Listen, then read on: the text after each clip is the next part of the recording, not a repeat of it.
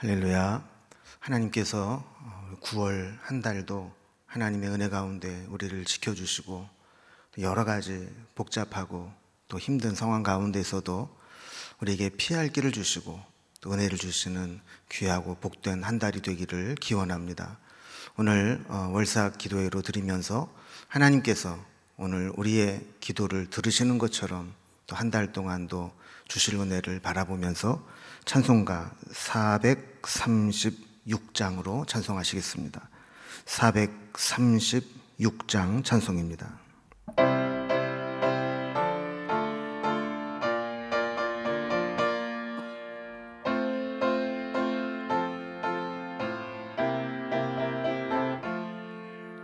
나 이제 주님의 새 생명 얻은 몸, 옛 것은 지나고 새 사람이로다. 그 생명 내 맘에 강같이 흐르고 그 사랑 내게서 해같이 빛난다. 영생을 누리며 주 안에 살리라.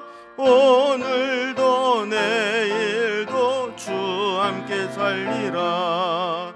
주 안에 감추인 새 생명 얻으니 이전에 줬던 것 이제는 값없다. 하늘의 은혜와 평화를 맛보니 찬송과 기도로 주 함께 살리라.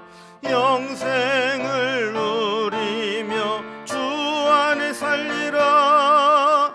오늘도 내일도 주 함께 살리라.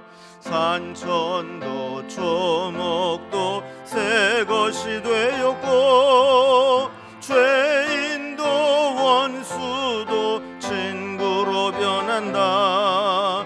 새 생명 얻은 자 영생을 누리니 주님을 모신 맘 새 하늘이로다.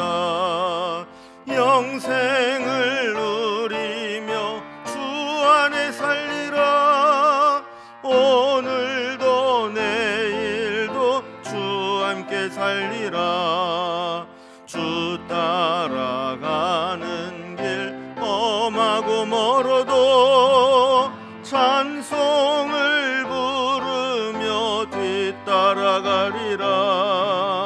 나 주를 모시고 영원히 살리라. 날마다 섬기며 주 함께 살리라.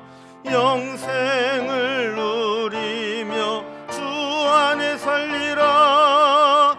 오늘도 내일도 주 함께 살리라. 아멘.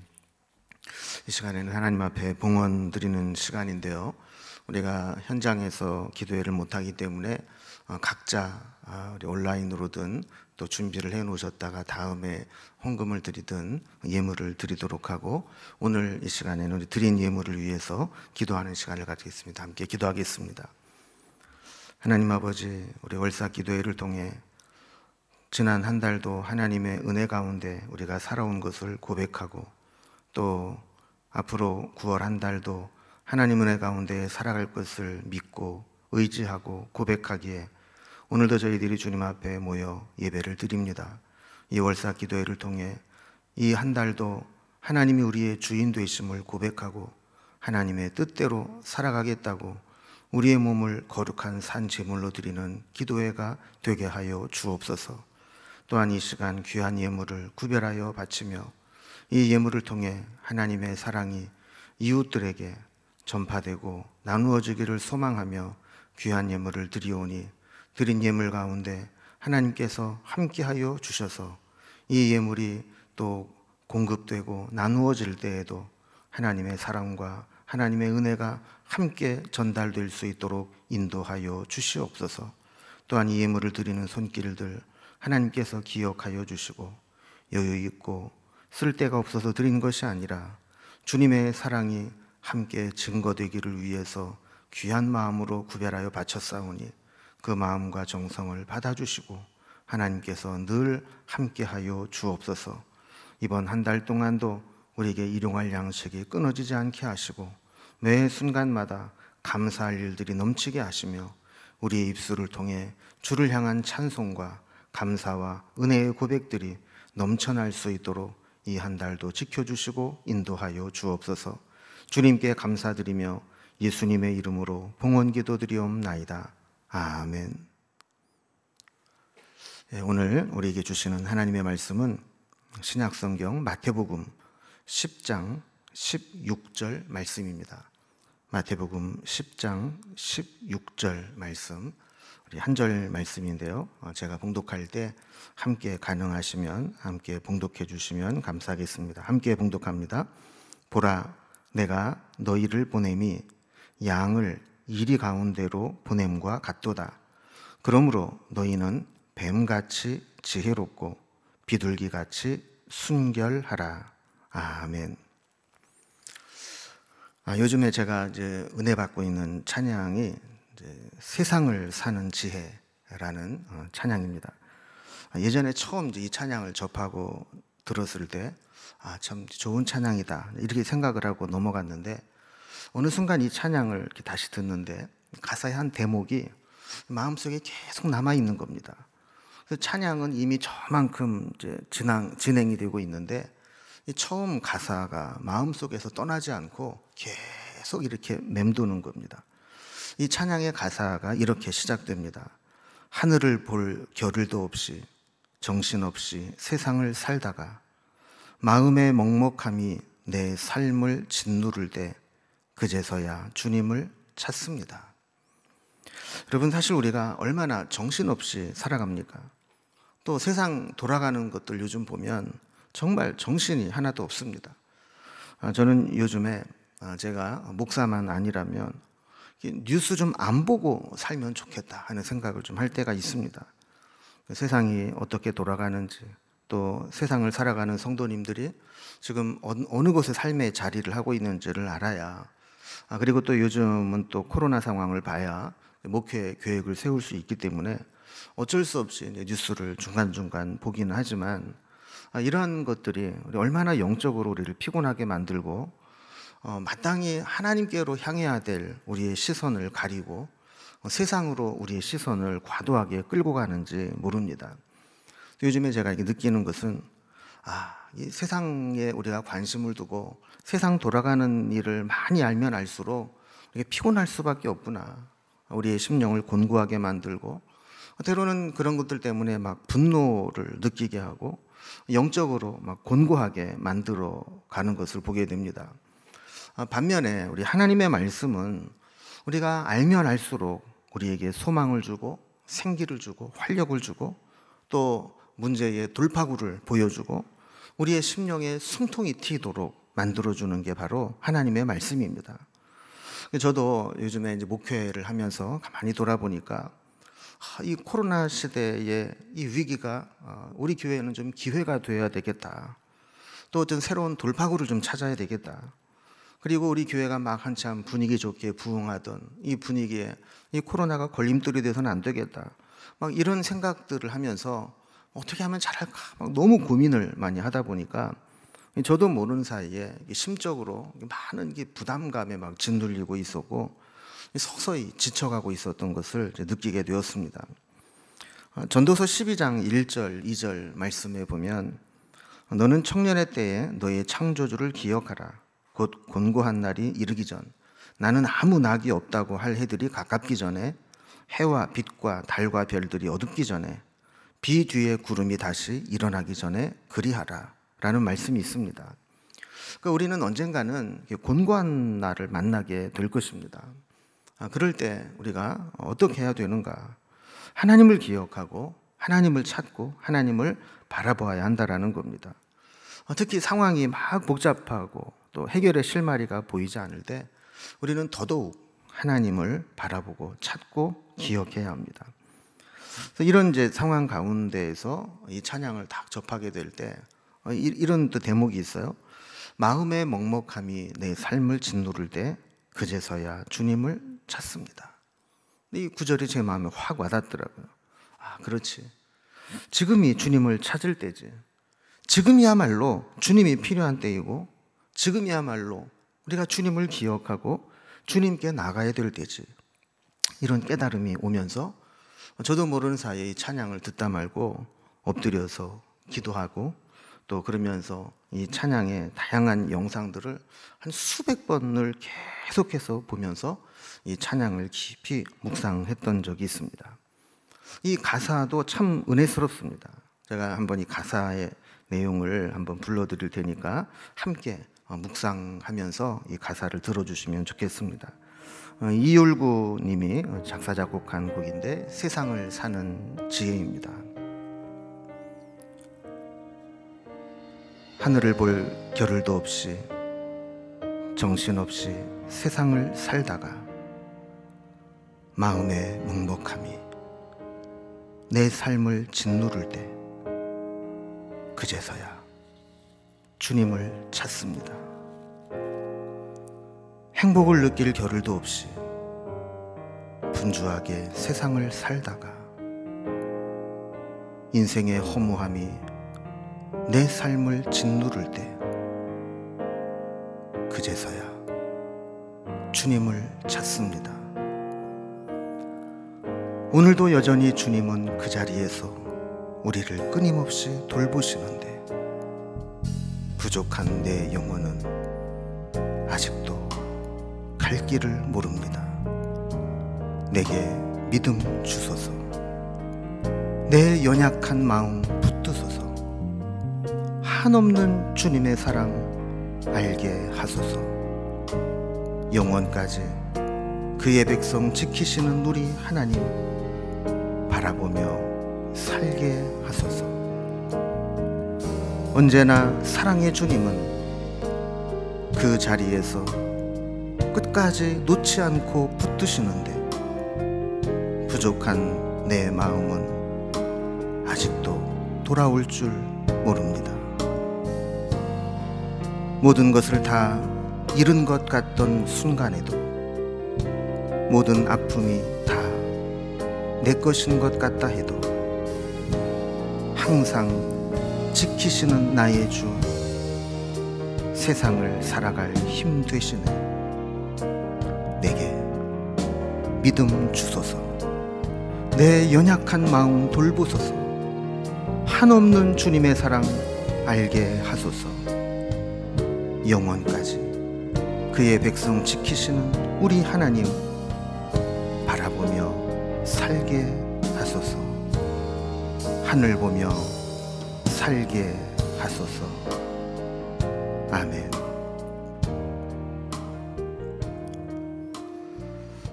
이 찬양의 고백처럼 우리가 세상을 살아가는 가장 중요한 지혜는 어떤 상황에도 우리를 붙잡고 계시는 주님을 바라보고 주님 앞에 나아가는 것입니다. 이제 오늘 본문의 말씀을 좀 살펴보도록 하겠습니다. 우리 아까 읽은 말씀이지만 다시 한번 말씀을 봅니다.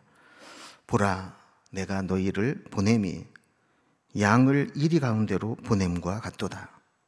그러므로 너희는 뱀같이 지혜롭고 비둘기같이 순결하라. 여러분, 이 말씀은 우리가 너무 잘 아는 말씀이죠. 특히 뱀같이 지혜롭고 비둘기같이 순결하라. 이 말씀은 우리가 너무 잘 알고 많이 들어서 알고 있는 말씀입니다. 이 말씀의 의미를 우리가 분명히 알려면 이 말씀을 하신 예수님이 어떤 배경 속에서 이 말씀을 하셨는가를 알 필요가 있습니다. 마태복음 10장은 예수님께서 제자들에게 훈련을 시키시다가 세상으로 전도 여행을 보내시면서 이 주님의 제자들이 어떤 자세로 세상에 나아가고 세상을 대해야 될 것인가에 대해 교훈을 주신 내용입니다. 그 중에 하나가 바로 뱀같이 지혜롭고 비둘기같이 순결하라라는 말씀이죠. 그래서 16절 우리 시작할 때 보면 보라, 내가 너희를 보냄이 양을 이리 가운데로 보냄과 같도다. 이렇게 말씀을 시작합니다. 지금 제자들은 양과 같은 존재이고 그들이 세상에 나가서 만나야 될 사람들, 그들이 부딪혀야 될 세상은 이리떼와 같다는 것이죠. 그럼 그들이 어떻게 해야 되는가? 이 세상에 나아갔을 때 어떤 지혜가 필요한가? 이게 오늘 말씀의 핵심이라는 겁니다. 예수님은 이 제자들이 이 세상에 나아가서 살게 될 때 세상이 그들에게 그리 호의적이지 아닐 것을 아셨습니다. 그들이 아무리 복음을 전하고 선의로 대한다 할지라도 세상은 그들을 박해하고 적대시할 것을 아셨습니다. 그래서 그 다음 17절 말씀을 보면은요, 사람들을 삼가라. 그들이 너희를 공회에 넘겨주겠고 그들의 회당에서 채찍질하리라. 세상의 믿음을 가지고 살아간다는 것이 이렇게 잡혀가고 채찍질을 받을 수도 있다라는 거예요. 또 22절에 보면 또 너희가 내 이름으로 말미암아 모든 사람에게 미움을 받을 것이나. 우리가 그렇게 특별히 잘못한 게 없어도 세상은 우리를 미워할 거라는 겁니다. 23절을 보면 이 동네에서 너희를 박해하거든 저 동네로 피하라. 도저히 그곳에서 머물러 있을 수 없을 정도의 박해를 받을 수도 있는데 그때에는 다른 동네로 피하라. 이런 지침을 주셨다라는 겁니다. 여러분, 요즘 세상으로부터 이렇게 지탄받고 있는 교회의 모습이 이와 비슷하지 않습니까? 어쩌면 예수님은 우리가 신앙생활을 하면서 세상으로부터 이렇게 대하는 상황이 올 것을 아시고 미리 뱀처럼 지혜롭고 또 비둘기같이 순결하라 하신 교훈을 주신 줄도 모릅니다. 우리의 자세는 하나님 앞에서는 비둘기같이 순결해야 되고 또 사람들을 대할 때에는 뱀처럼 지혜로워야 합니다. 근데 많은 사람들이 거꾸로 합니다. 하나님 앞에서는 잔머리를 굴리면서 아주 지혜로운 것처럼 착각을 하고 그래서 마치 자기가 하나님의 지혜를 가지고 있는 것처럼 이 세상을 다 심판하고 판단합니다. 그리고 세상 사람들 앞에서는 우리가 원래 그들과는 아주 구별된 다른 아주 특별한 순결하고 거룩한 존재인 것처럼 거들먹거리기도 하는 것이죠. 세상 사람들이 알아주지도 않지만 우리끼리 우리가 잘났다고 하는 것과 다를 바가 없는 겁니다. 이런 상황에서 주님은 우리에게 세상을 대할 때 또 하나님을 대할 때 어떤 자세가 필요한가를 말씀해 주는 겁니다. 하나님은 하나님 앞에서 지혜로운 척하는 자들을 미워하십니다. 고린도전서 1장 19절에 보면 기록된 바 내가 지혜 있는 자들의 지혜를 멸하고 총명한 자들의 총명을 폐하리라 하였으니 라고 있습니다. 하나님 앞에 겸손하지 못한 지혜, 하나님 앞에 낮아지지 못하는 총명, 하나님이 다 그 지혜를 멸하고 총명을 폐할 것이다 라고 말씀하는 것이죠. 또 고린도전서 3장 18절에서 20절까지 말씀을 보면 아무도 자신을 속이지 말라. 너희 중에 누구든지 이 세상에서 지혜 있는 줄로 생각하거든 어리석은 자가 되라. 그리하여야 지혜로운 자가 되리라.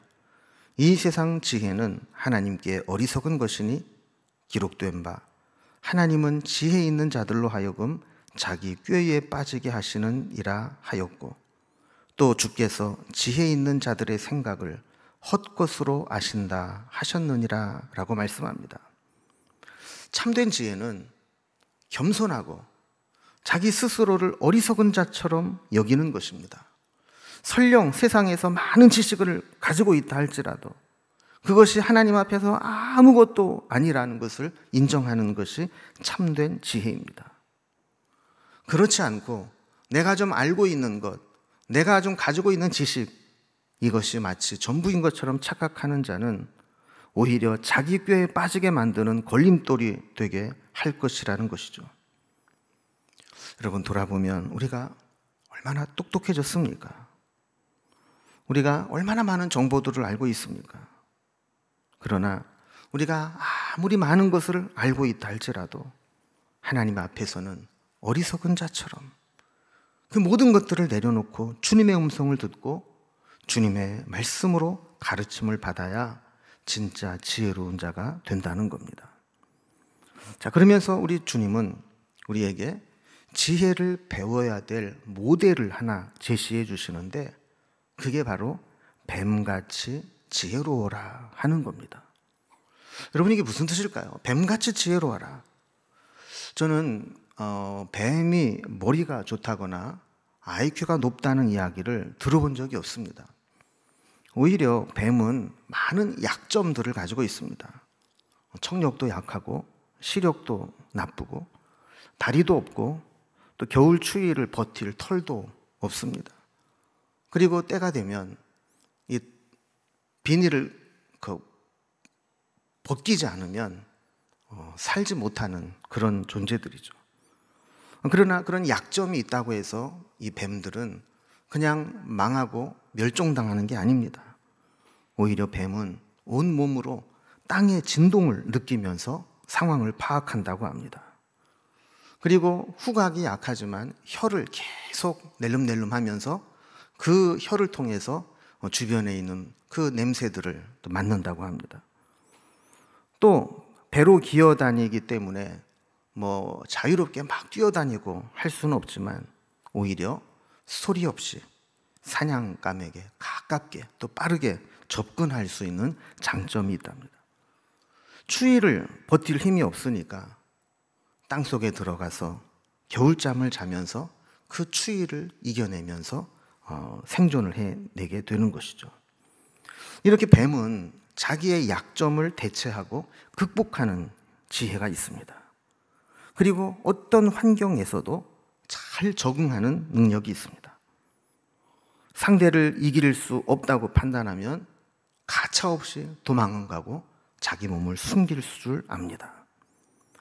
이렇게 뱀의 지혜는 자신의 약점을 극복하고 어떤 환경에서든지 잘 적응하고 피할 때 피할 줄 아는, 그래서 자기 생명을 보존할 수 있는 그런 지혜로움이 있다는 것이죠.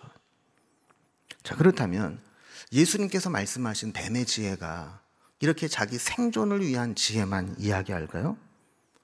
아마도 예수님은 이 말씀을 하시면서 여기에 등장하는 뱀을 하와를 꼬인 뱀을 두고 염두에 두시고 말씀하셨을 겁니다. 그럼 뱀이 얼마나 지혜롭습니까? 하나님이 거의 완벽하게 만든 사람을 속이는데 성공했습니다. 하와를 꼬여서 하나님이 먹지 말라고 그렇게 당부했던 선악과를 기어이 먹게 만든 게 뱀의 술수요 지혜였습니다. 그러니까 여기서 뱀같이 지혜로워라 하는 것은 뱀의 그 간교한 술수를 배우라는 것이 아니라 그 방법론을 배우라는 것이죠. 사람의 마음을 얻을 수 있는 방법. 아까 오늘 말씀의 그 배경과 연관을 시켜보면 예수님의 제자들이 이제 믿지 않는 세상에 나아가서 예수님을 전하고 복음을 전해야 됩니다. 이때 뱀의 지혜가 필요하다라고 하는 것은 마치 선악과를 따먹으면 안 되는 것을 알면서도 뱀의 설득에 넘어가서 선악과를 따먹었던 그 하와와 같이 유대교와 또 자신의 철학과 또 생업과 이런 여러 가지 선입견에 예수를 안 믿겠다고 작정했던 사람들에게도 그들의 마음을 움직이고 감동시키고 변화시켜서 예수를 믿게 할 만한 그런 지혜로운 처세와 방법을 배우라는 겁니다. 여러분, 오늘 지금 우리에게 필요한 세상을 향한 지혜는 어떤 것일까요? 저는 오늘 크게 두 가지를 좀 생각해 보려고 하는데, 먼저 첫 번째로는 우리가 좌로나 우로나 치우치지 말고 말씀에 서서 먼저 우리의 중심을 잡는 것이 필요하리라고 저는 생각을 합니다. 한쪽에 치우치게 되면 그 치우친 한쪽에서는 옳다고 인정받을지 모르지만 반대편 다른 쪽에서는 거들떠도 보지 않습니다. 인정하지 않습니다.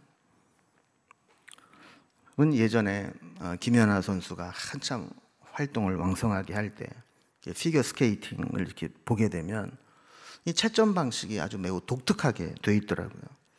여러 명의 이제 선수들이 기술 점수, 예술 점수 이렇게 나눠서 또 항목들을 정해서 이렇게 채점을 하게 되는데, 그 보면 심판이 여러 명이 채점을 해서 올리는데 그 중에서 최고 평가를 받은 점수와 최저 평가를 받은 선수, 심판, 그 심판의 점수는 다 제외해버리고 나머지 점수만 합산하는 것을 보게 됩니다. 이게 왜 그런가 봤더니 보통 이제 피겨 스케이팅 같은 경우는 몇몇 나라들이 거의 주로 잘하고 있지 않습니까? 그러다 보니까 선수와 또 심판진들이 같은 나라에서 이렇게 연결된 경우가 많이 있습니다.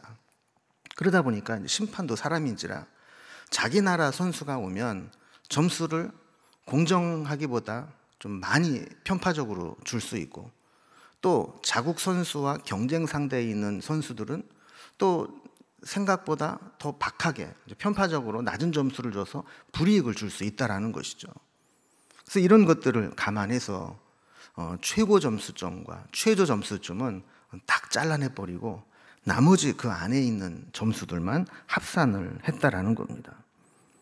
이것은 어떤 면으로 보면 심판이 아무리 공정하게 심판을 본다 할지라도 주관적으로 점수를 줄 수밖에 없고, 또 개인적인 사심이 그 점수를 통해 나타날 수 있다는 것을 인정하고 그 부작용을 최소화하도록 만든 최소한의 안전장치였던 것이죠.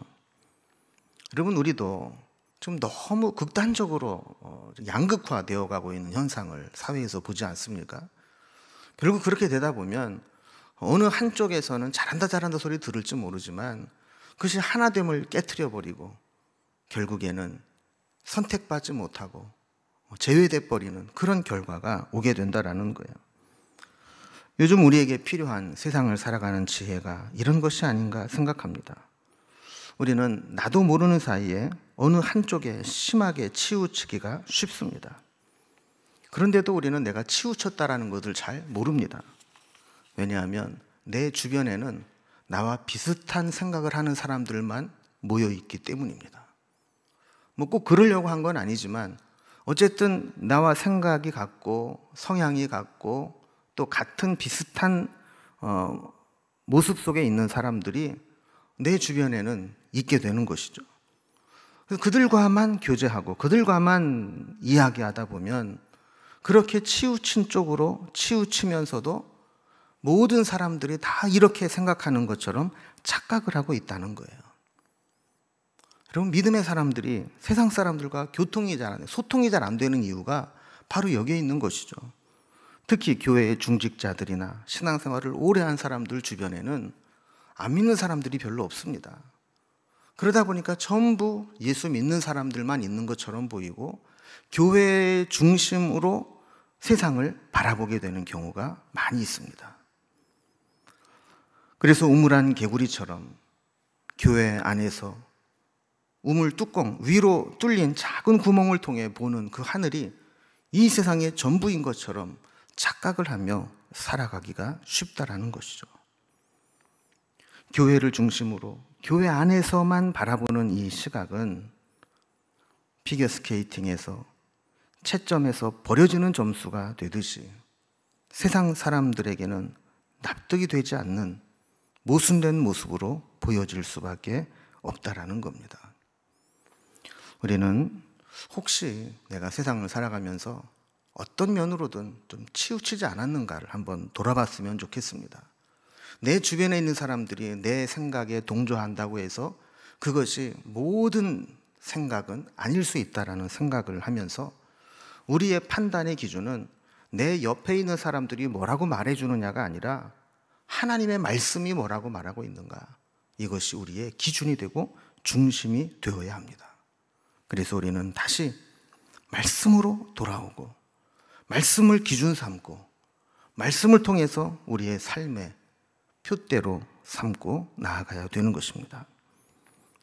두 번째, 우리가 세상을 살아가는 지혜는 우리의 목표는 세상과 싸워서 이기는 데 있는 것이 아니라 세상을 구원하는 데 있다는 것을 아는 것입니다. 어떤 일이든 목표가 분명해야 합니다. 목표가 잘못되면 아무리 열심을 내도 목표를 이룰 수가 없는 것이죠. 예를 들어 말을 안 듣는 자녀가 있습니다. 아무리 이야기를 좋게 해도 잘 듣질 않습니다. 그래서 억지로 집 안에 가두어 두고 밖에를 못 나가게 했습니다. 그래서 이 아이가 밖에를 나가지 못하고 그냥 집에 머물러 있는 것이죠. 그러면 내가 원하는 목표를 이룬 것일까요?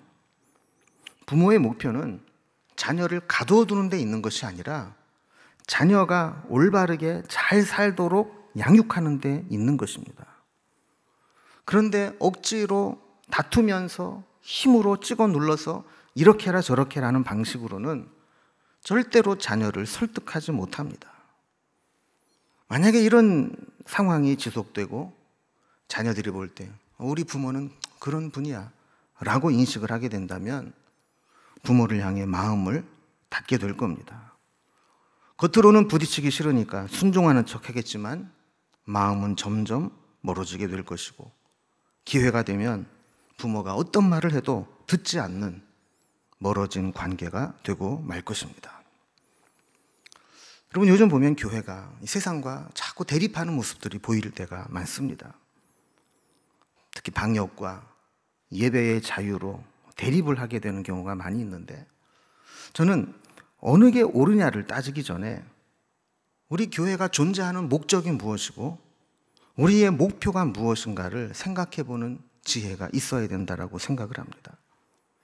만약에 우리가 예배를 드리는 것이 하나님 앞에서 정말 중요한 것이고 하나님이 우리에게 원하시고 요구하는 우리의 목표가 된다면 목숨 걸고 예배 현장을 사수해야 되겠죠.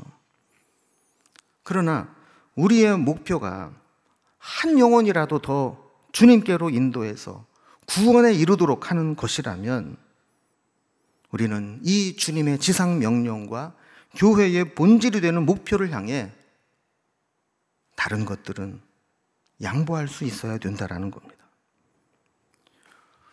우리 교회는 코로나 방역으로 인해서 예배를 어떻게 할 것인가에 대해서 우리가 당회 차원으로부터 이렇게 일치된 의견을 보이고 있어서 문제가 없고 참 감사하지만 우리 주변의 이 목사님들 이야기를 이렇게 들어보면 이 문제가 아주 심각한 교회들도 여러 교회가 있는 것을 보게 됩니다. 교회가 둘로 막 갈라져서 막 한쪽 이야기가 목소리를 높이면 또 반대쪽에서 그냥 또 막 또 싸우자고 덤비고 계속해서 막 분열을 조장하고 편을 가르고 카톡으로 그냥 막 교인들에게 막 보내고 이러면서 확인되지 않은 가짜 뉴스들까지 막 퍼나르면서 막 서로 막 불편하고 막 교회에 소속되어 있다는 것이 너무 불편하다, 막 심란하다 이렇게 이야기하는 교회들도 있다는 것을 봅니다. 이런 이야기를 들으면서 정말 우리 교회의 존재 목적이 무엇인가? 우리가 이 세상을 살아가면서 세상의 이야기들을 들을 때 우리가 어떻게 하는 것이 지혜로운 것인가? 이것을 한번 돌아보면 좋겠다는 겁니다. 여러분, 우리는 우리의 모습으로 우리의 생각과 우리의 가치관과 우리의 언어로 세상을 설득할 수 있겠습니까? 이제 세상이 교회에서 하는 말을 신뢰하고 예수 믿어야 구원받는다는 메시지를 전할 때 그래, 교회에서 하는 말이라면 믿을만해, 내가 예수를 믿어야 살지, 이렇게 받아들이겠습니까? 전투에서는 이기고 전쟁에서는 질 수 있다는 말이 있습니다. 우리가 지역적으로 작은 전투는 이겼지만 전체적으로 큰 문제 속에서 보면 그 전쟁에서는 패해서 패전국이 될 수 있다는 것이죠. 비본질적인 것을 이기고 본질적인 것에서 진다면 그것은 이긴 것이 아닙니다. 우리는 세상을 향해 어떤 메시지를 보낼 때 가장 중요한 것은 우리 교회의 기득권을 유지하고 우리 교회의 권리를 주장하고 우리 교회가 이렇게 원한다라는 요구사항을 말하는 것이 아니라 그들에게 교회에 대해서 신뢰감을 갖게 만들고 교회를 통해서 선포되는 메시지, 교회를 통해 증거되는, 교인들을 통해 증언되는 구원의 복음의 메시지를 들을 때 그래, 너희들이 하는 걸 보니까 거기에 진짜 구원이 있는 것 같다, 이렇게 인식하도록 만드는 것, 이것이 우리가 때로는 양보하고 지는 것처럼 보이지만 실제로는 이길 수 있는 지혜라는 겁니다. 만약에 우리가 어떤 사안에 대해서 우리의 목표를 쟁취했다 할지라도 그 모습 때문에 세상 사람들이 교회를 향한 마음을 걸어 잠그게 만들고 복음에 대해 거부감을 갖게 만든다면 우리가 이긴 그 어떤 것도 진짜 승리가 아닌 것입니다. 뱀이 하와를 설득해서 선악과를 먹게 할 정도로 지혜롭게 세상을 대한 것처럼 주님은 우리도 지혜롭게 그들의 마음을 헤아리면서 그들의 마음을 움직이고 변화시키고 열어서 복음을 전할 수 있도록 그 지혜로운 마음을 가지라고 말씀하는 겁니다. 저는 우리 한국교회가 뱀처럼 지혜로운 이 지혜를 회복할 수 있기를 바랍니다. 우리에게는 진짜 이런 뱀 같은 지혜가 있나요? 오늘 말씀을 정리합니다. 이 세상을 바라보면서 참 막막할 때, 허무할 때, 곤고할 때 있습니다. 그럴 때 우리는 주님을 바라보아야 합니다.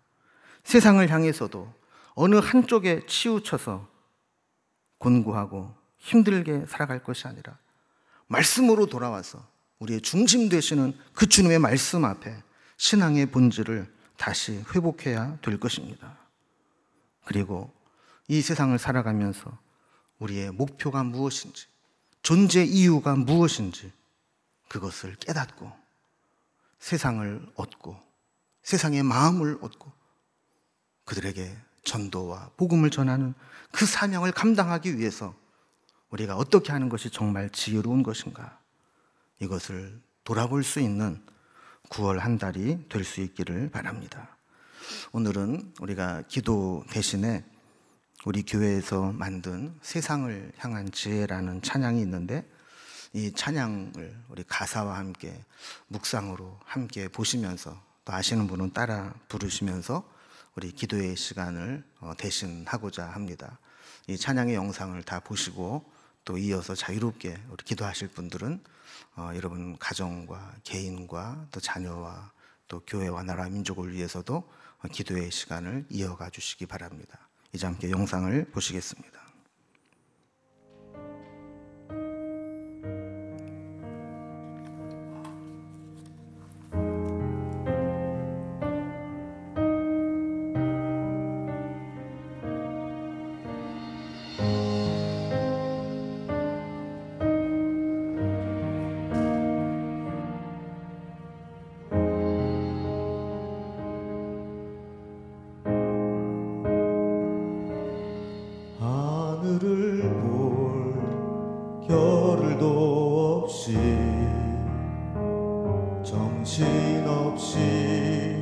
세상을 살다가